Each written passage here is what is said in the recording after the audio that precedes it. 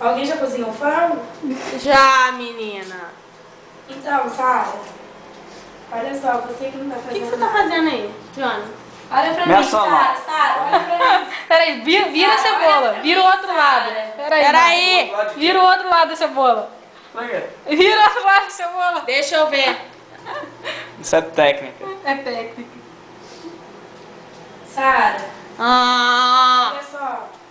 Presta atenção aqui, Sara. tô prestando. Não tá nada, senão eu posso A diferença. Ó. Olha só, presta atenção aqui. Presta atenção. Tô prestando atenção aqui. agora. Olha só, o frango tá aqui. Ah, Aí, eu temperei ele já aqui. Aí a gente coloca ali. Temperou com o quê? Com caldozinho. Mas eu vou colocar alho e cebola aqui. Coloca o alho e cebola no frango. Agora aqui? É. você cozinha em casa? Não. Ana Maria Braga, uma pergunta. Você cozinha em casa? Ela chama a gente pra almoçar e nunca cozinhou na vida. Nem pegou uma receitinha na internet de como fazer um fricassê? A cebola e no frango. Agora, Tira essa pelanca nojenta.